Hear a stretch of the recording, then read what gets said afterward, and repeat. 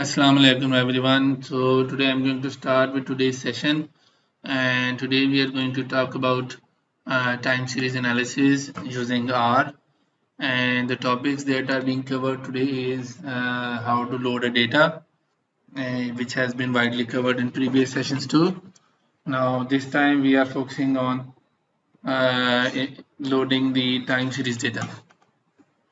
Now, further, we have to declare that data is time series so that the software also understands that how does it change in time. So the second step will be declaration. So, and then what kind of new transformations that we require in the time series data, we will study that. Following with some normality test and graphs to see if the data is normal or not. Some it will help us to see if data is changing smoothly in time or not. Then, since it's a time series data, so the most important component is the line charts across time. So you can that will help us to see how data changes. Okay, what are the patterns across time? So in the previous sections where we studied the cross-sectional regression, there was no time component. Now what we did is that in the time series data there will be a time series component, and we will use that to what we call it, to see how data is changing. So let's next we will talk about simple regression and what are the problems with the in the simple regression, and then how we can solve it, and using that we will be we will be running ARDL model, and within that it will help you to understand how to find appropriate models for time series data. So while everyone is joining, I will slowly go through open the R, and I will talk about how to do it. So let's see. So let me open up the R. You already have this R notebook that I have shared, and the code file and the data file. So I will start with the code file, and based upon the previous session, I didn't use again the simple R script. Rather than that, I used the R notebook so that we can export our activity, and it can be shown to others. Okay. Then other function is that uh, we will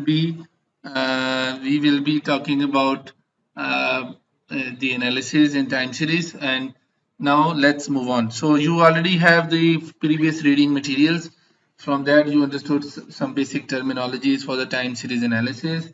Now we will going towards I will be talking about the backgrounds and then doing the analysis together. So first of all, before running, these are some libraries that are needed to be loaded. First one is tidyverse, and this is for data management. Then pastex, that is commonly used for descriptives in detail.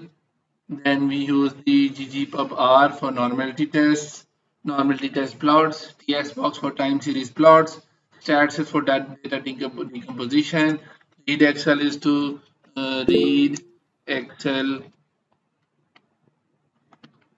read excel files.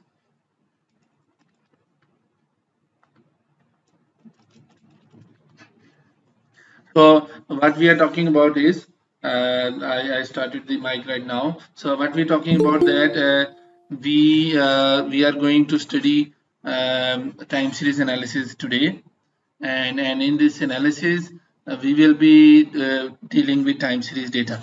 So I will while I was setting the code file, I will come back and show you what were the topics for today, and then we'll start with simple time series loading time series data, then declaring time series so that R understands that our data is changing across time. Then some normality tests, some line charts across time, and then time series charts across like percentage change, trends, and lag plots. Then simple regression and its diagnostics, including residual lag plots, and then ARDL regression model, which is commonly used, and it's known as ARDL cointegrating bounds approach, that is commonly used in time series data. So this was the agenda for today, and we will be starting these topics.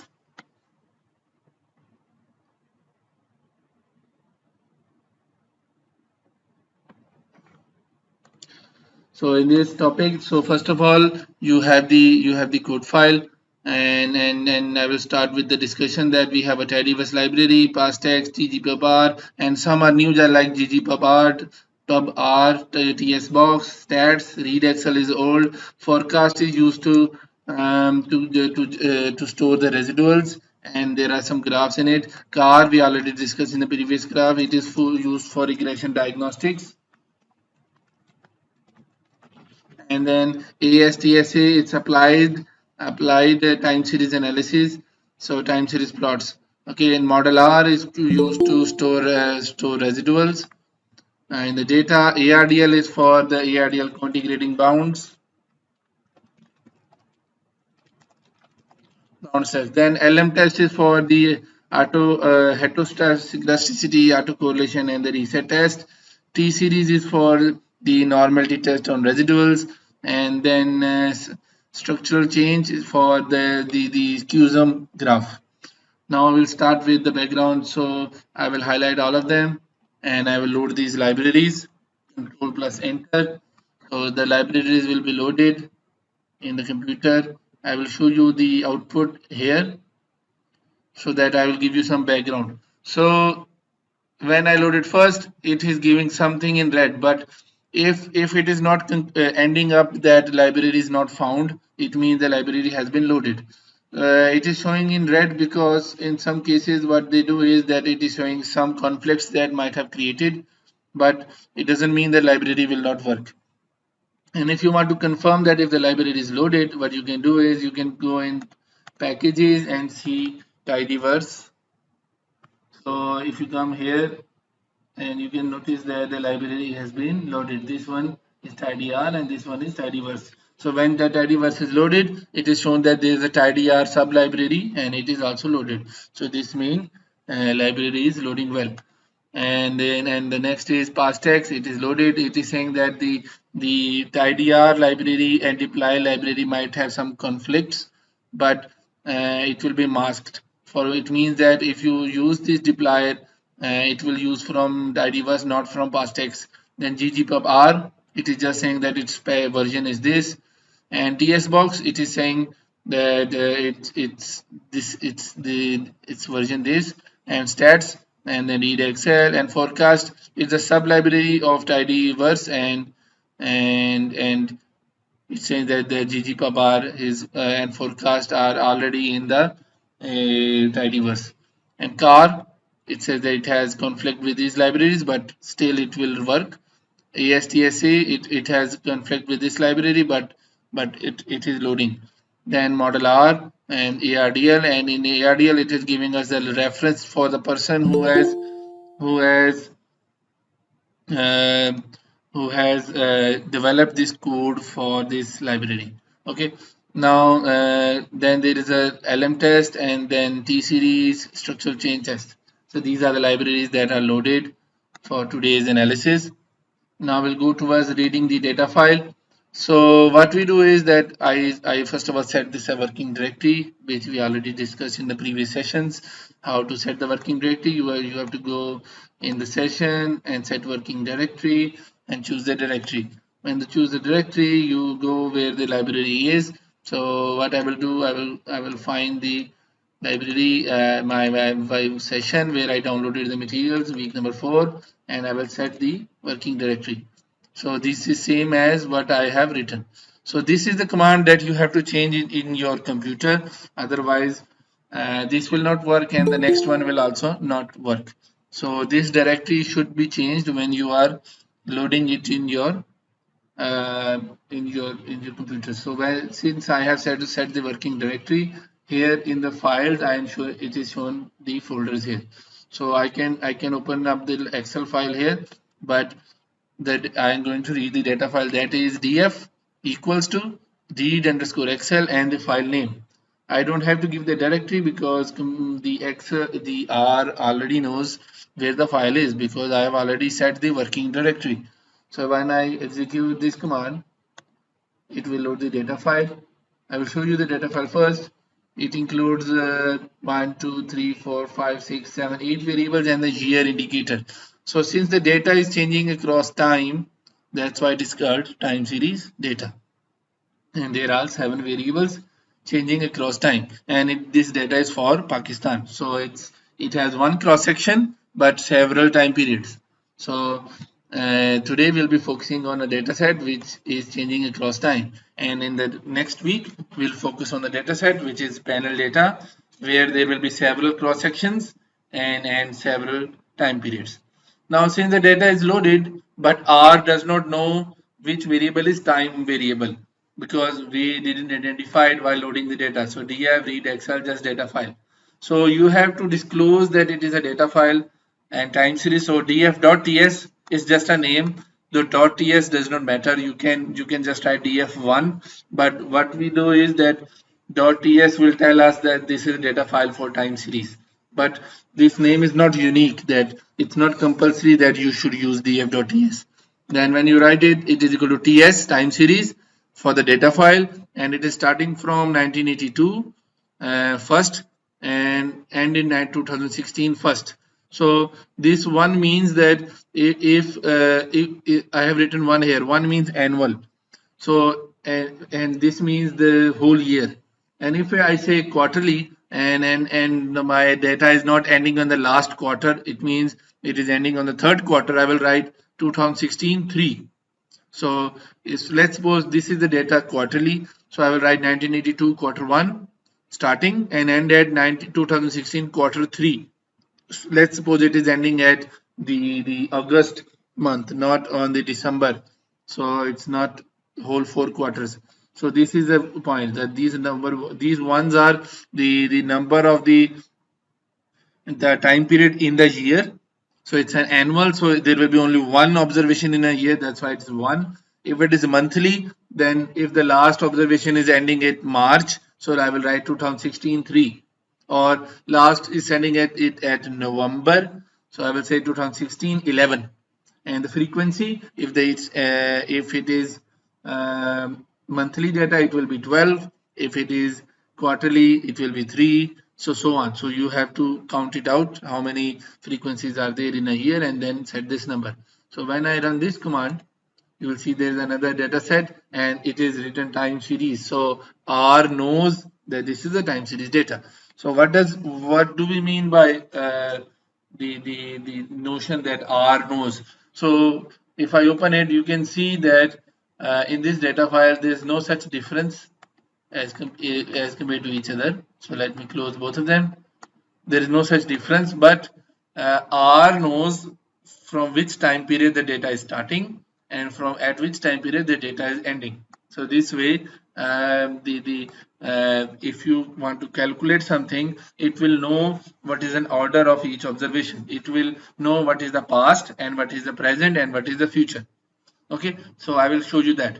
First of all, we'll generate a log of GDP. The command is df equal to df pipe, means df should be equal to df and mutate LGDP is equal to log of GDP. So when I run this, there will be a new variable in the data file which will be the log of GDP. So this way you can generate a variable.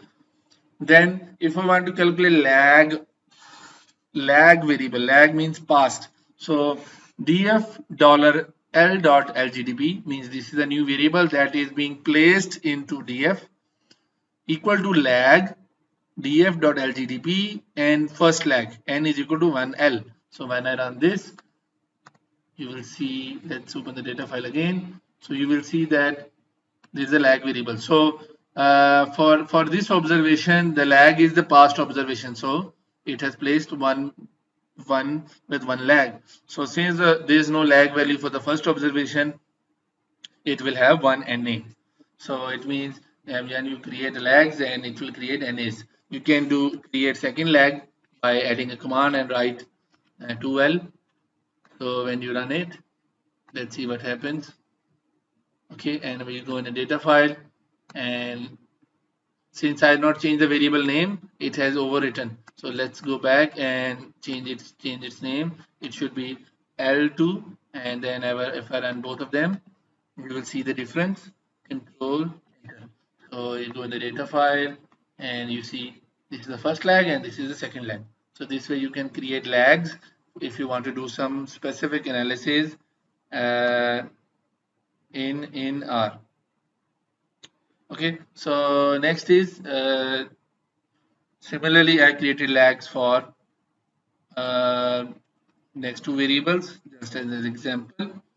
This way, if you go in ARDL file again, you will see there are two more variables with lag values, and lag transformation is done. Then you can do the first difference transformation. So it is done using mutate command. Data file equal to data file and mutate d.lgdp is equal to lgdp minus l lag dot log of gdp.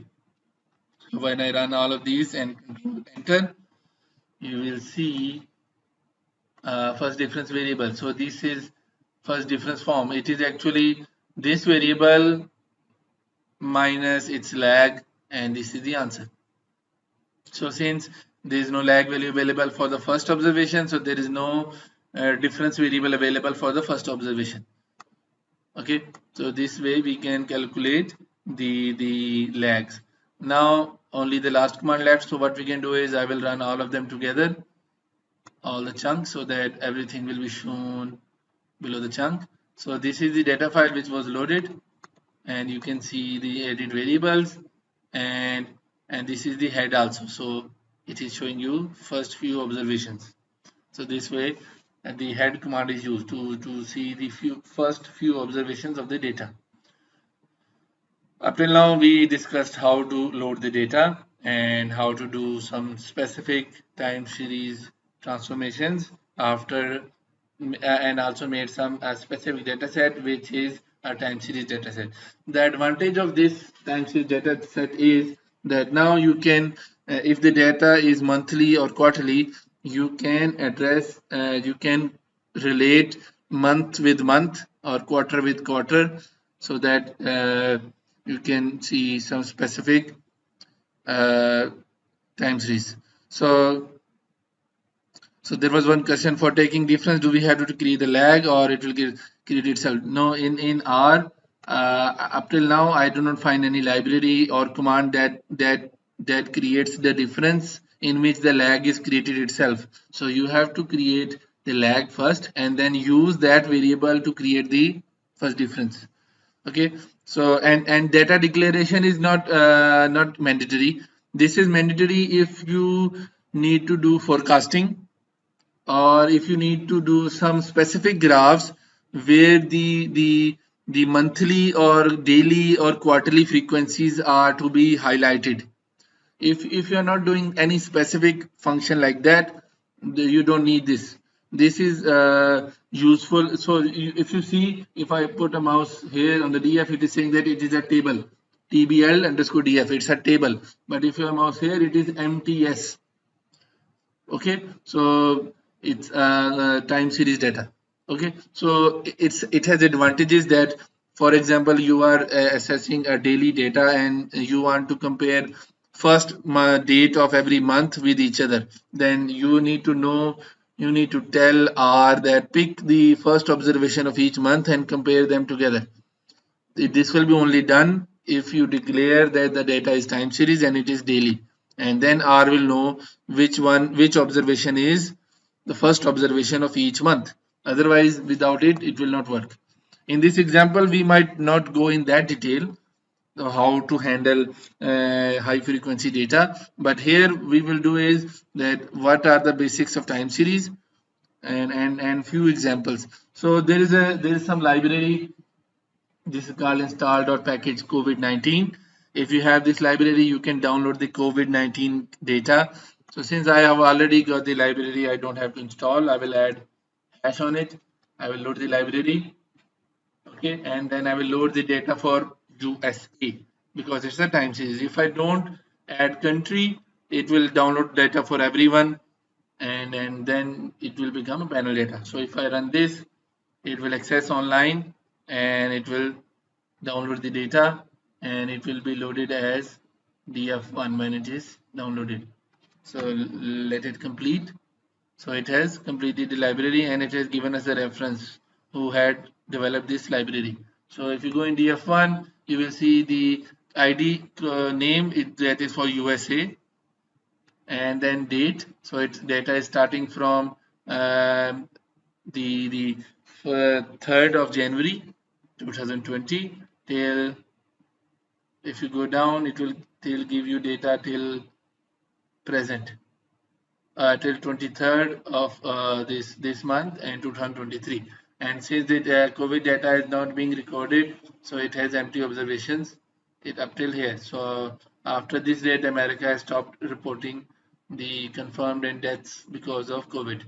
So this is the data in which there are several variables: how many confirmed COVID cases, how many deaths, how many recovered, how many tests were conducted, how many were vaccinated, how many vaccines were there, how many vaccines vaccinated, how many fully vaccinated, how many hospitalized, how many in ICU, how many has a ventilator, and then some policy variables like schools closing, workplace closing. So if you open the website, it is shown here. If you open this paper, it will give you the definitions for each variable.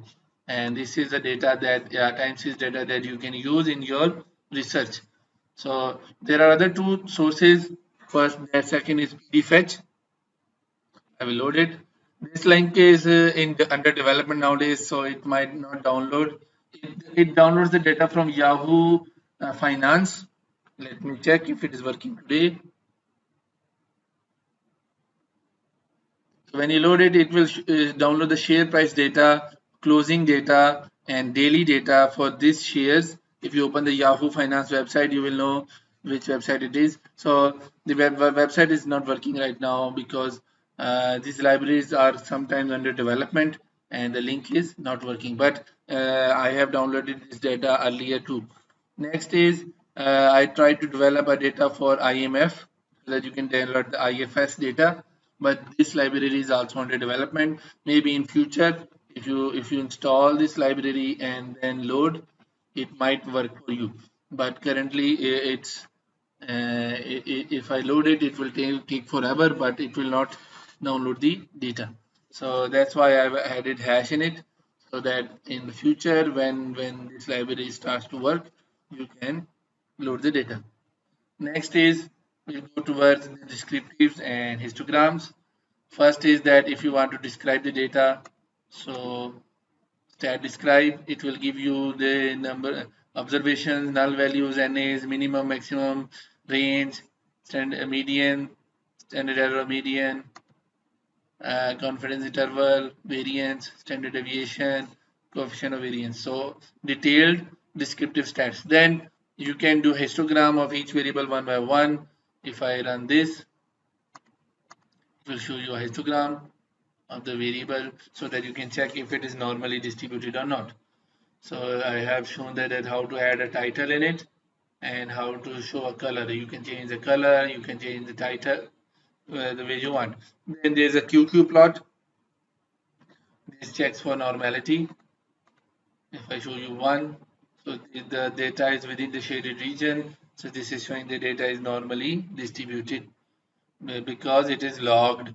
So log variables are usually it's sometimes converted into normal variables. And then for this, there are one observation outside, so it is not normal. And then the third variable, I'm just using it picking up variables from the data file, and you can see it is also not normal. So you can convert it into log and see if they become normal.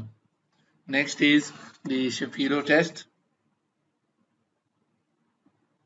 This test is used to check for normality, so it is insignificant, so data is normal, so there is no high significance of this test. Then if you check for the IND variable, which is industry sector, and it is significant, you can see it here. So it is not normal. And then for the last one, Shapiro test, this is normal. So it's a Shapiro-Wilk test for normality. Okay, there are other forms of tests that you can use like Jarkbera or Shapiro-Francia, and there are many more. So you can pick any test that you require for your analysis.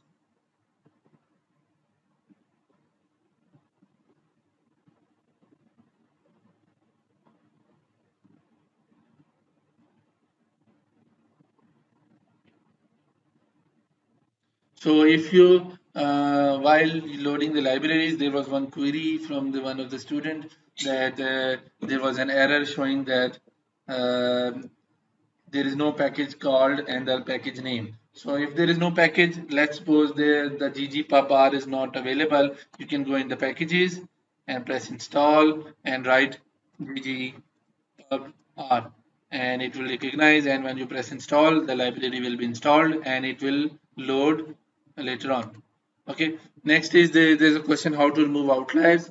Since we have not worked on checking the presence of outliers yet, in the first session I have showed you one EDA library which tells you which observation is an outlier, so you can remove that or it will remove. In usually time series data, the you can remove the outlier by using those libraries and check which observation is an outlier. But the problem is that in a time series data, if you remove any observation that is an outlier, it means there will be a gap in the data, means the data is not complete. So just like the data is for 30 years and the 15th year you removed because it is an outlier, so there will be a gap hole in the data. So sometimes some analysis do not work well if there are holes in the data. For that, what we do is we convert the data into log form, and sometimes when you take log, the outliers do shrink and they come within the thresholds and they do not show any problems. Okay, so this is the way we handle time series data outliers in the time series data. But if it is very large, then you can remove it and replace it with the moving average, or you can still keep it if there is only one observation. If you can still keep it and add a dummy variable showing that this year there was something happened, because of that there was one outlier, and that dummy variable structural break variable will absorb the effects, and you don't have to drop the data. But for that, some complicated analysis you might have to do. And then we go for this ggplot. In this uh, can replace with means as well. Yes, so moving average or means, same thing. So next command is ggplot, and we use that the def file, and the x variable is the year and y is the GDP. So and the line I picked the size 1, it is thick, and theme minimal means no abrupt color change, and there's a title, labels title. So when I run this command, it will show me a line chart for GDP. Okay, I have added the title. You can also add the X and Y labels. For that, I shared you the glossary for the ggplots. You can explore that. You can change the color of the line, thickness of the line. You can add since you can see that number of years are missing. So if you want to show all years, you can do also that. If you want to do move this y-axis on the other side, you can also do. So all of the things that are shown in the in that document. Next is if you want to compare two different data sets. So ggplot geom line 1 and geom line 2.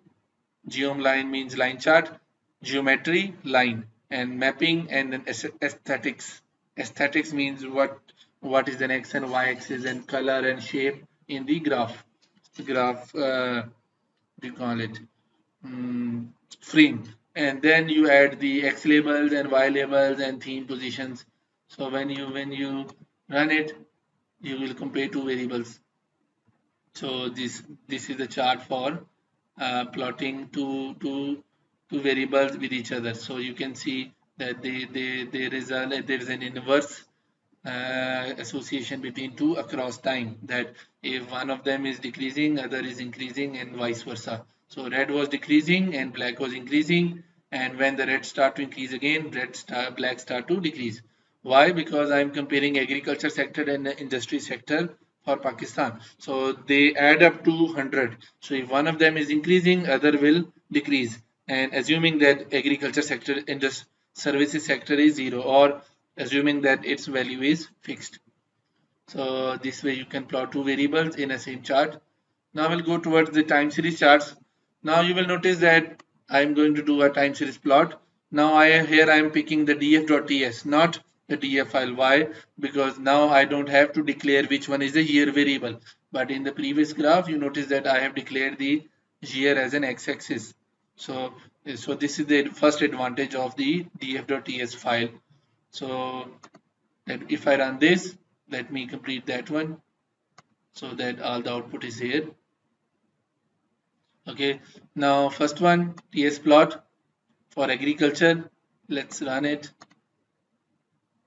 And now you can see it's a line chart, same line chart, but I didn't declare that which one is a year variable, but because I don't have to, because in the df.ts it knows which one is the time variable, so it has picked it automatically.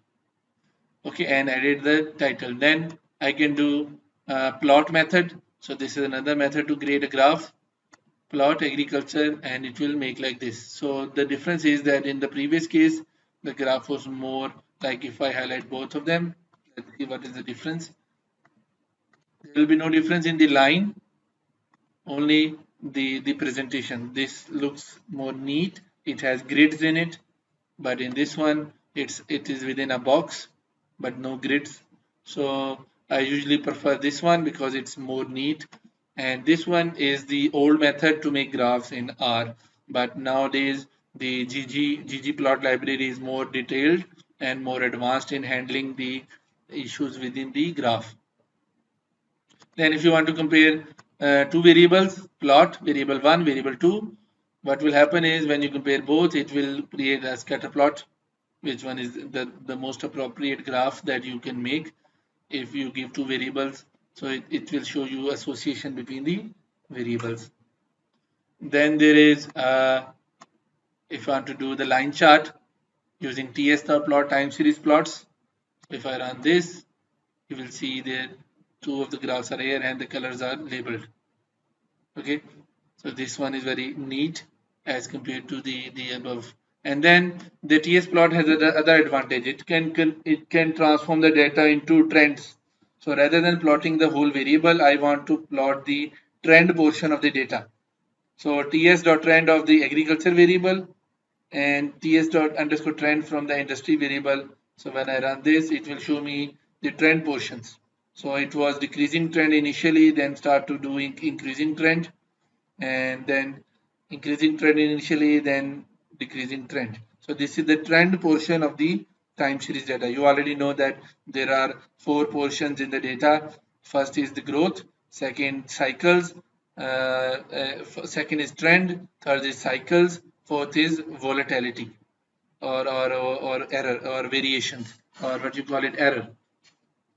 So you can also plot the percentage change using this command, tc_percentage change, if you want to compare their patterns. So see their percentage changes. So whenever the percentage change for industry is positive, there is a negative industry percentage change for agriculture.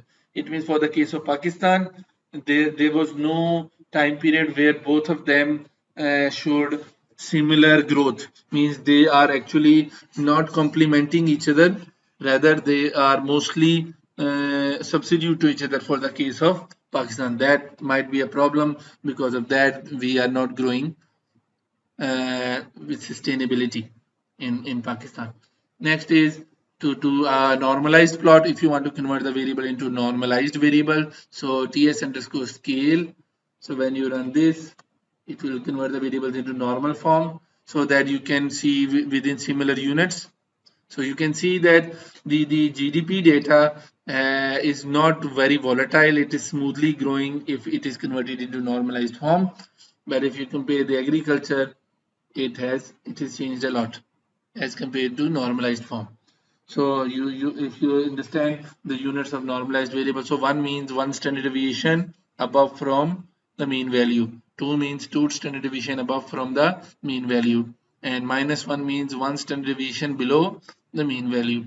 So this way you can do these plots. The next plot is that you want to compare the data with its lag. So this is TS plot with the agriculture data and its third lag. So 3 time period passed. So our title is agriculture and its lag. So when I run this, you will see that. So since the lag has same patterns, so it just looks like that there is a blur or a misprint. So they are following each other because they are same variable with the lag. So this way you can compare just like lag of this variable. For example, I add LGDP log of GDP here and want to see what happens if agriculture grows last time period. Let's say one lag, and if I control enter, so LGDP is not there. Yes, because I didn't create the LGDP in the TS file. So when I run this, it will not work because the units are totally different.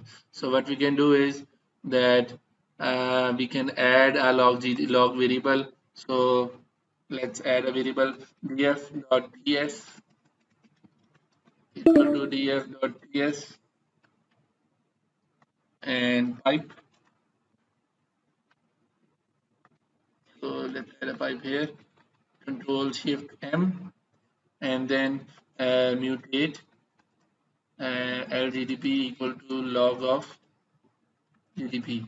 So in this file there will be a new variable. So it's saying what it is saying. There's a method mutate. So we'll use another method df dollar L LGDP that will be equal to log of df.ts dollar. So let me see how it will work. It will still not work. So I will explore and I will share it here how to add it. But we can do it for some other variable. So what will happen to industry sector if we have good crops last year? So let's plot it. So you can see that it still looks like there is a negative association.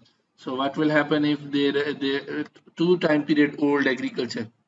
If there is a agriculture growth two time period earlier, what will happen today? Still, this somewhat negative association. What will happen three time period earlier? It will enter. Still, there is a negative sort of association. Then we can do the similar thing using this graph. So GG lag plot, DF LGDP lags 4, and then compare it with 1, 2, 3, 4. And if I plot this graph, it will show you the same thing. So it is this data is comparing the variable with its lags. So you can notice that here the time periods are in color, and then you can notice that GDP with its past has positive correlation in all four combinations with the first lag, second lag, third lag, fourth lag. The positive correlation is weakened little bit in the third and fourth lag, but in the first, second, there is a positive correlation. So this way you can see GG lag plots. So this one is the library that I showed. Now we'll go towards, let me delete this extra file commands.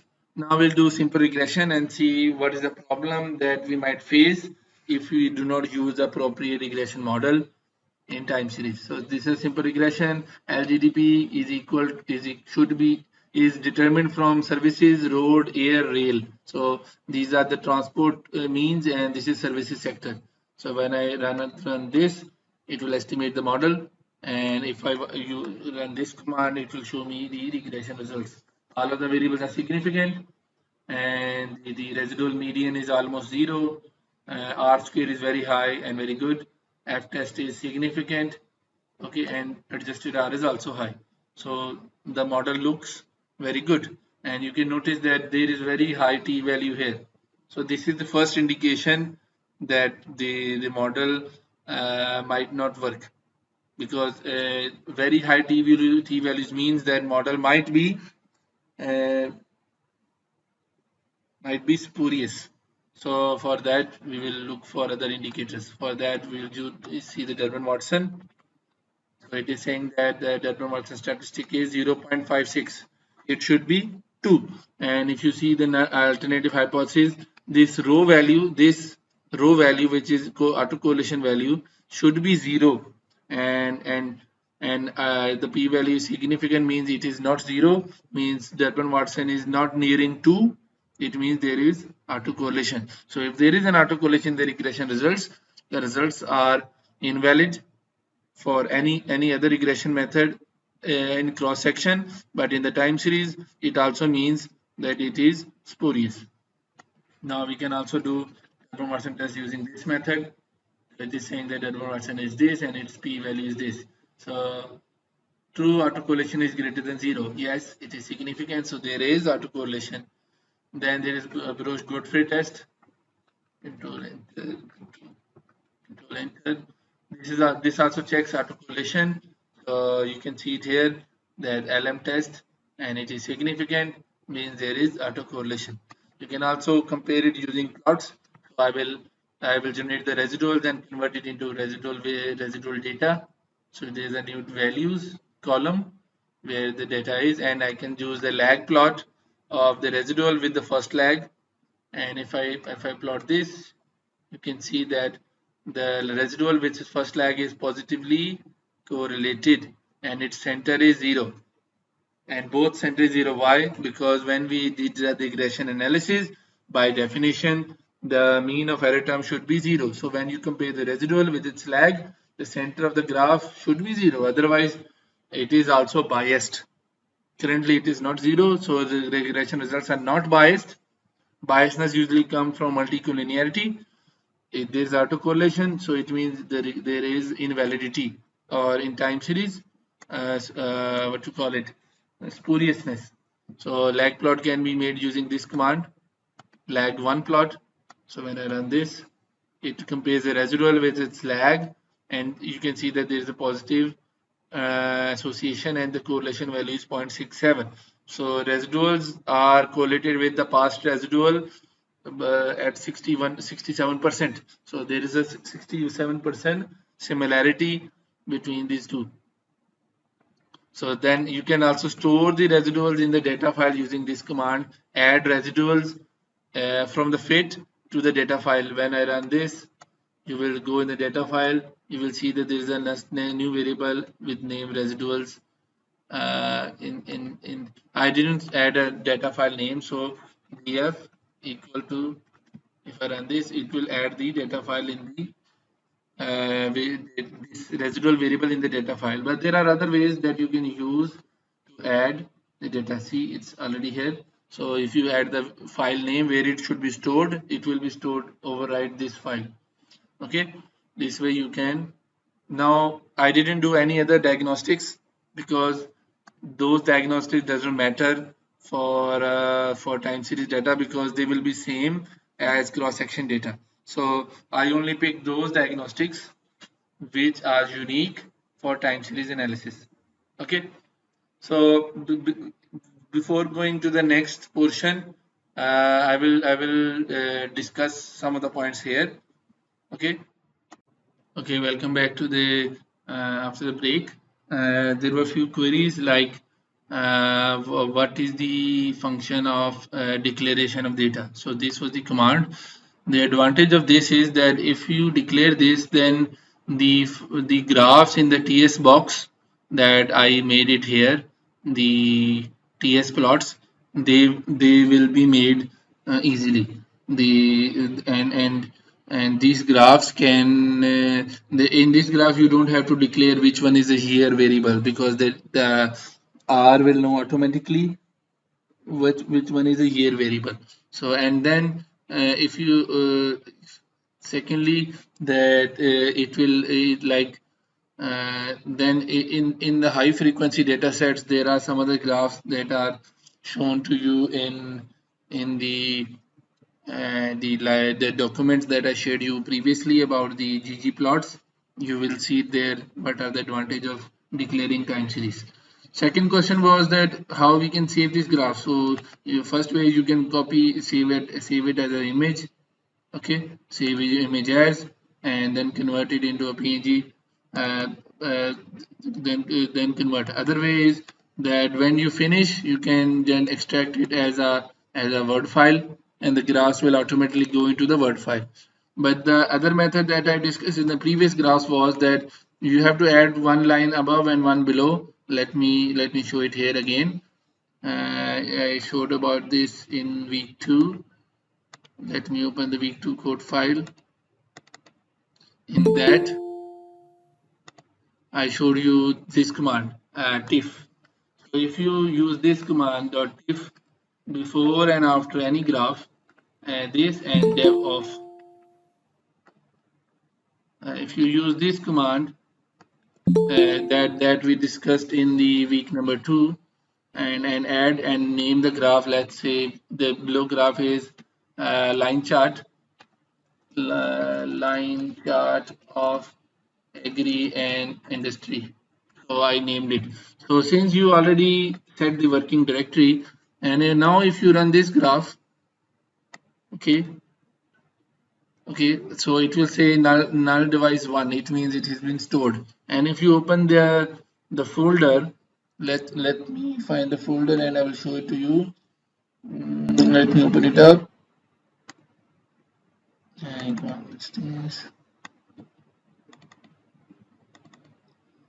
Week number 4. If I bring it here, so you can see there is one file that has been stored. And if you open this file and if you see, let me move it a little bit forward, and let's close this view but option, preview pane. See, its file size is 30 MB.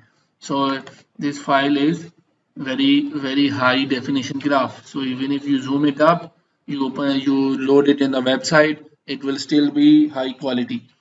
So sometimes the journals require you to give us 300 dpi graphs. So I have set the resolution 300, and then you can fix the width and height.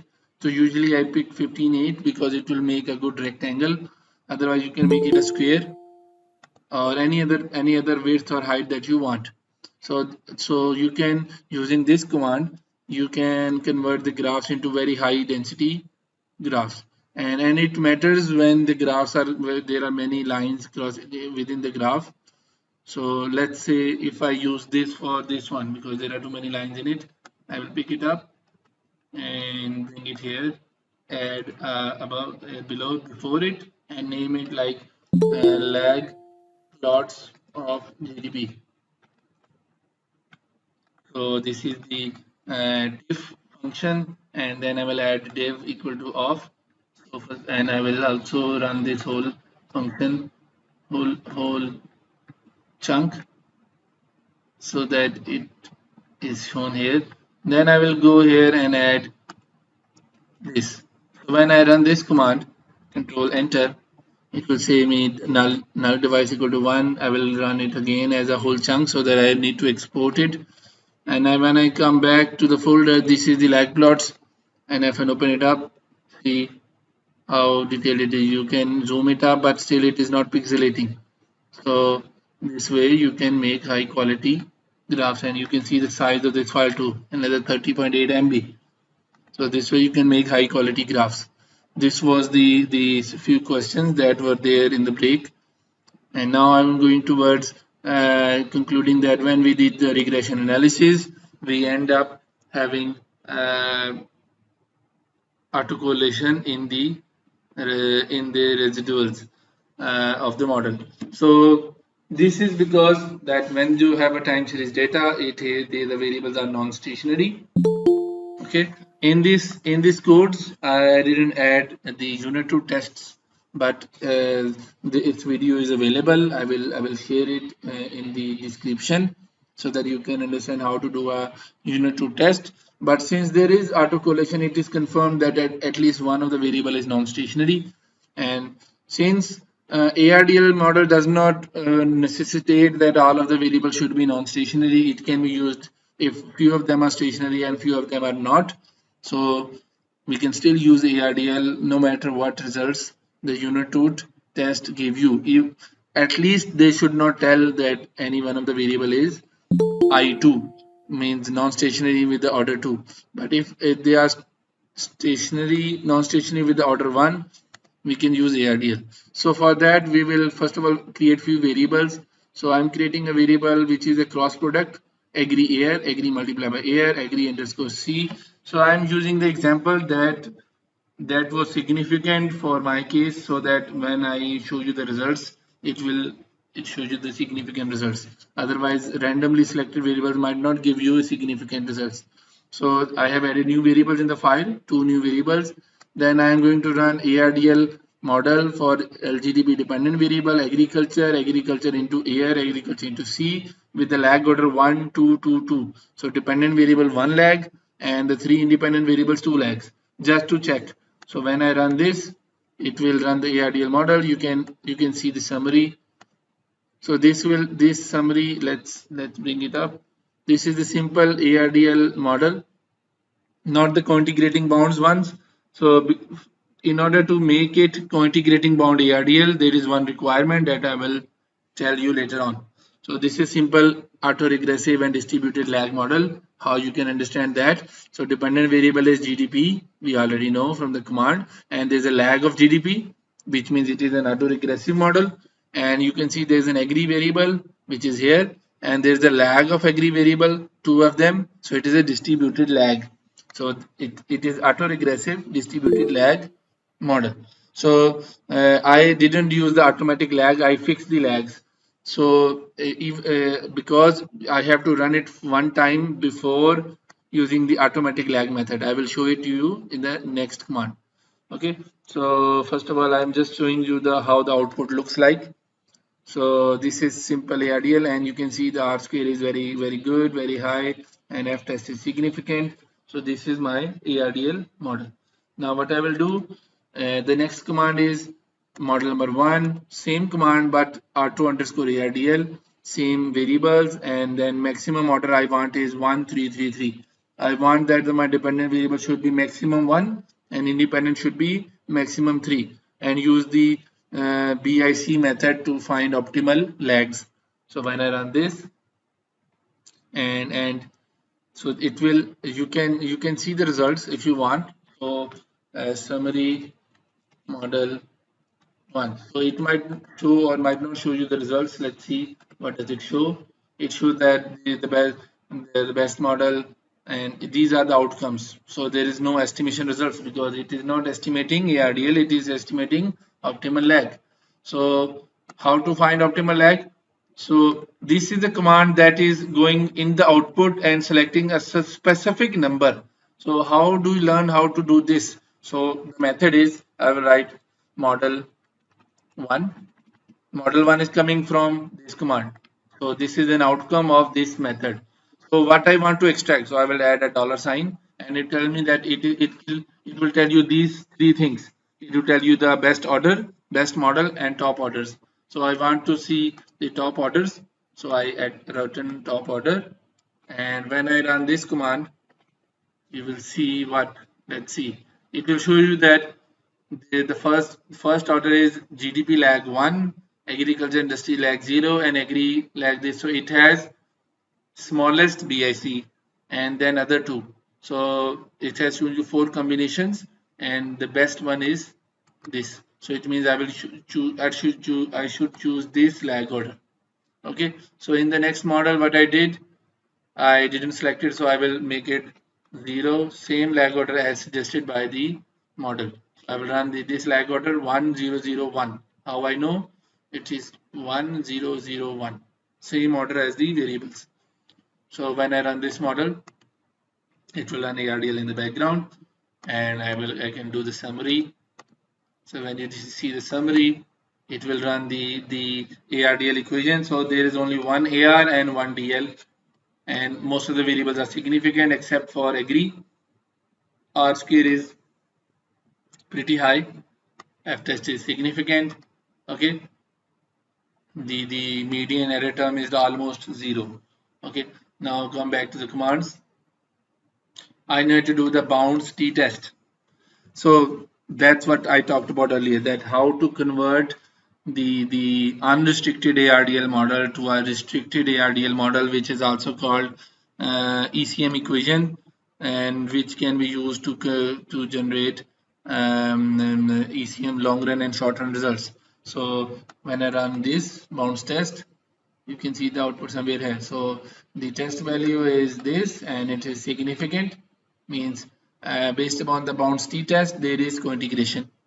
Okay, alternative hypothesis is accepted, and then I can use the bounds f test. If I run this,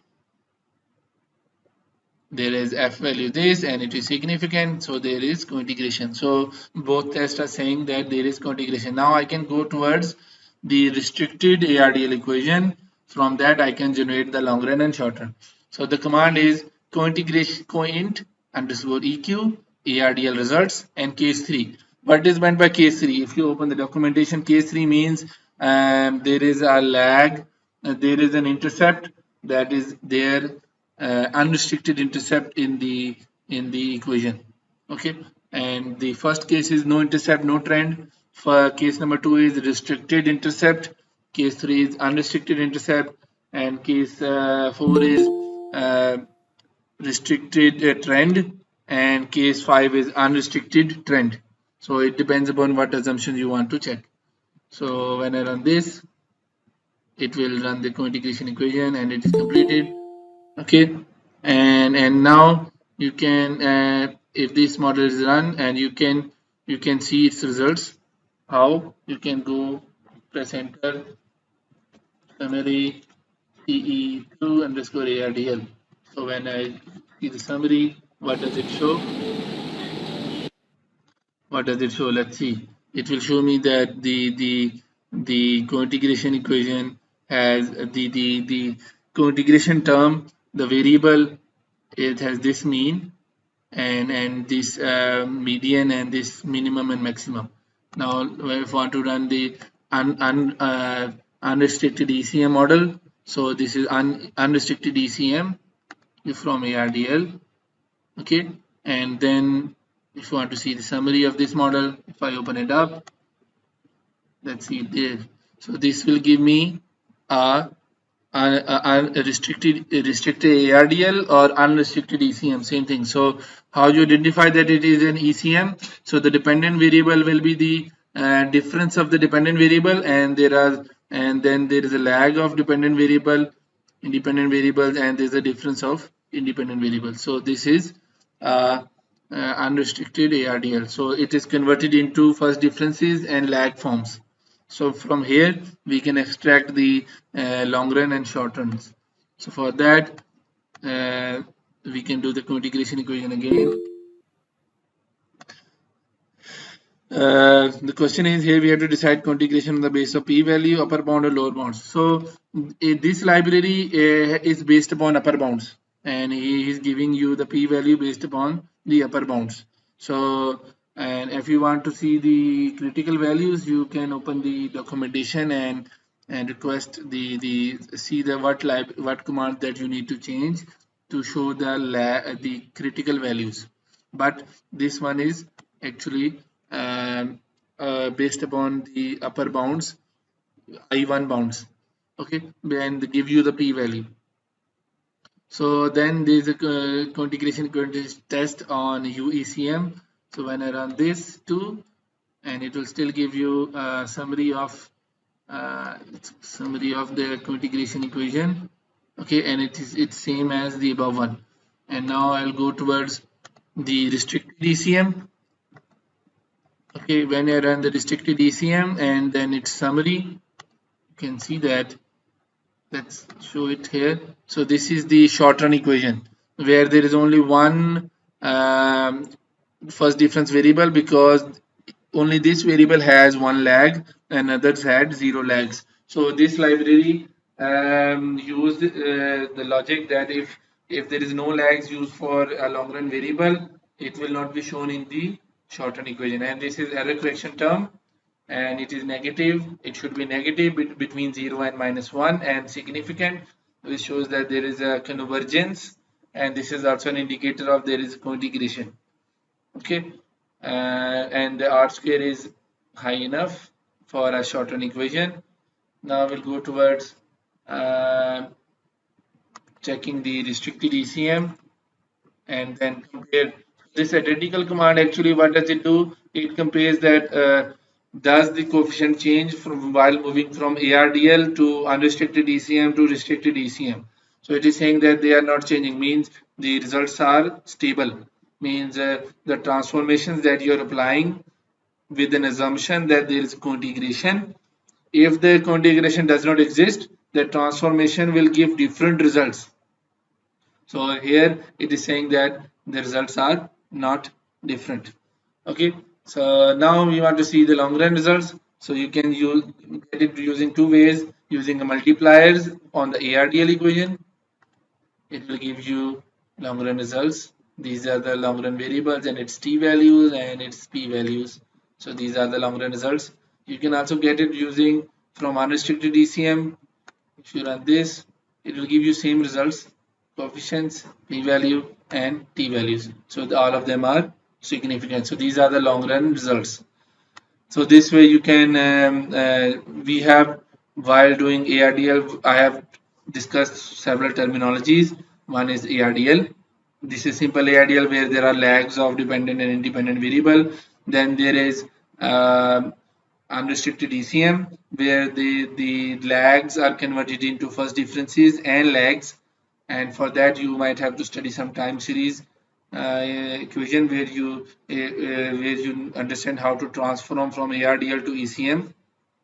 Okay, then unrestricted ECM is that the difference between restricted and unrestricted ECM is that you extract the residual, you convert. Let me show you the results and you will understand from here. So the summary of unrestricted ECM is this. Here you can see this other name of this model is one step ECM. One step ECM. And the restricted ECM is this one. Other name of this is two-step ECM, where the long run results are estimated separately and the residuals are used as a lag. So this ECT is the lagged residuals of long run equation. So this is the difference between restricted and unrestricted ECM. And this library also compares the ARDL with the unrestricted ECM with restricted ECM to see if the coefficients change or not, or if the residuals of the model change or not. If there is cointegration, they should not change. So the transformation will give you some extra information, but logically results should not change because all of them are talking about same thing.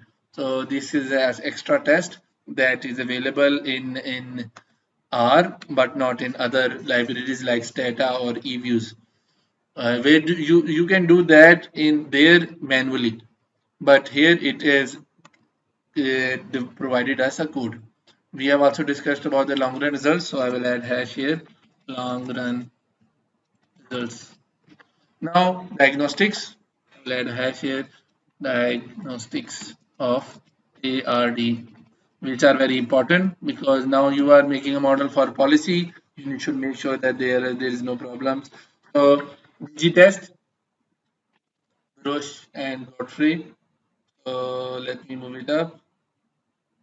So it is insignificant, means there is no autocorrelation.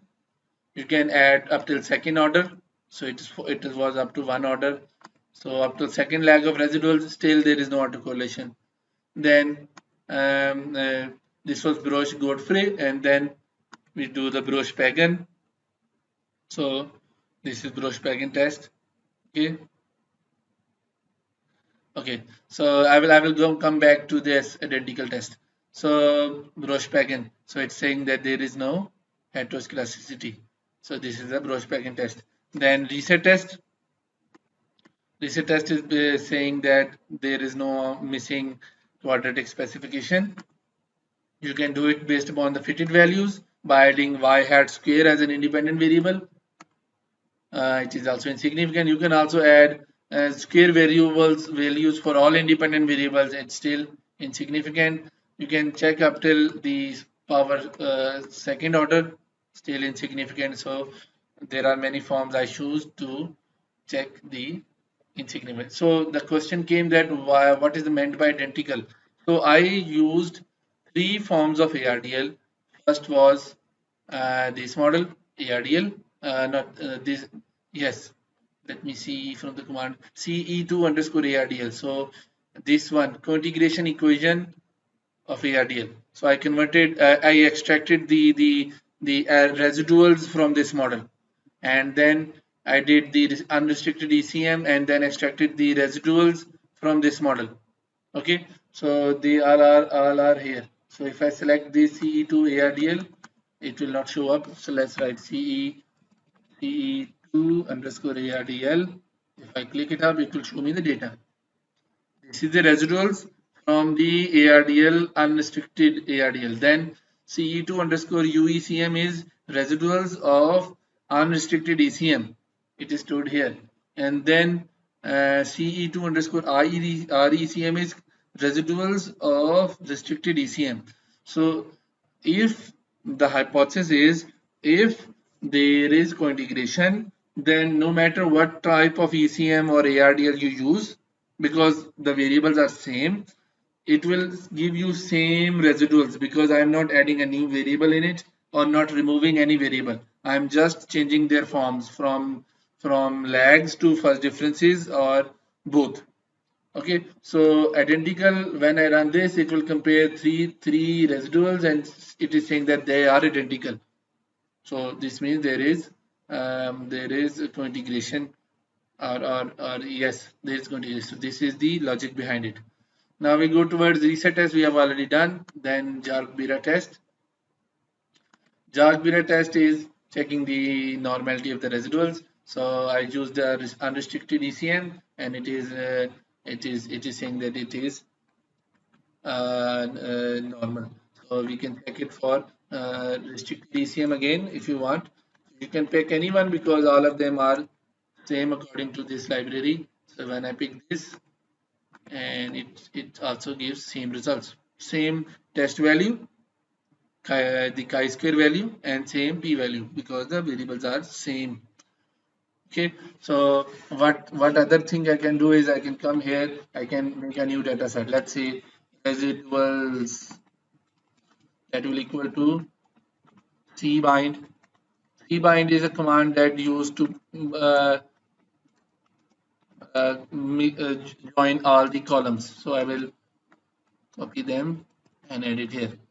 And if I run this, there will be a new data set residuals here.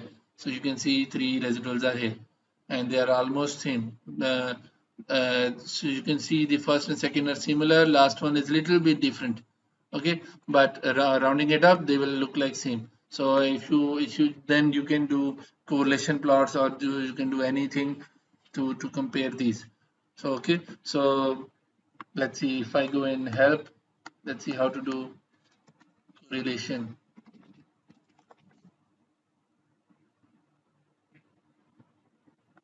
See what does it show, what method does it show. So I need to do a correlation. Let's see a simple library that can do a correlation.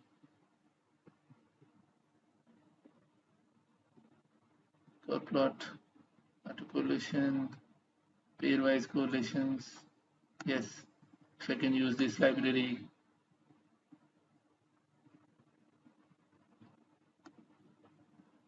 So you can use this library to do the pairwise correlations. And then you can also make line charts. Let's see, let's pick it up, the line chart from the top. There was one line chart somewhere here. Yes, this one. So let me copy this and bring it here. So let's move it up. So data file is residuals, and I don't have the year variable because this data set is already time series, so we don't need to use this command. We can use the tsplot command where the two variables are shown. So we can use line chart, this one. I will bring it here. This is the practice how I develop the codes. So the first is this CSCE2. I will move it here. Second is CE2 and UECM. Third is I will add the third one. So how you add it, you copy this, copy from the comma and move it here. So it will be RECM and then line chart. Let's see how does it show. Defaults. So script is out of bounds. So yes, data file is different. So its name is residuals. Oh no, the yes, residuals. So I will copy this and replace it here and replace it here because the file is different. I will have to use the same file name. So when I run control enter, let's see. So they are pretty much similar to each other. So there are three lines: black, blue, and yellow. So you can see the black and blue are so overlapping each other that there is no difference, but the yellow is little bit different. That's why it is being shown. So this way you can plot it and they look like similar. Next we go towards the yes, we need to see the other test types. So first of all, in the unrestricted DCM, I will fix the names of the variables so that I can pick it up. Now I need to generate the fluctuations in the data. So variable names and the data file. This is the structural change test and this is a QSUM test. So it is insignificant, means there is no recursive QSUM, so there is no structural break, or the estimates are not destabilized because of structural change. So it is insignificant, and you can also plot the QSUM. So this is within. So it is saying that the mean of the coefficients are not sensitive to any outliers. Now the problem with this library is that it does not have the QSUM square test, but you can find that using explore that in libraries if they have developed up till now. So how we can find? We can use the SC test and see what new is here, and you can explore that libraries and find if there is QSUM square plot library available. Otherwise, the two tests are sufficient to suggest that there is no volatility, there is no destabilization in the model because of what we call it unknown structural break. So this was the library. I am loading it again so that we can extract it. I will close it. We can through this, and yes, all of them are loaded. And let me see if previous libraries are loaded, and these one are also loaded. So all the libraries are complete. Now what we can do is we can convert it into a Word file. So knit it into Word and press knit. So it will start to convert. So have a look. It will start to show you here. Let's see.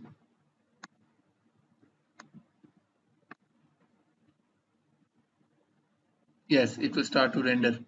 So it will start to convert the codes and output into the Word file. So this was the today's session. I will show you what is the outcome. It has given some error because there will be something that it is not supporting, and let me see, and we'll try to sort it out. Meanwhile, if you have any queries, you can raise hand and write in the chat, and I will try to sort it out. So it has converting the first chunk, and now the second chunk number 3. Let's see, I will show you the names. It is in chunk number 3, and yes, so it is converted. So this is the file. So library is being loaded, data is being loaded, variable transformation, first few observations, COVID data library that I showed you, then descriptive stats.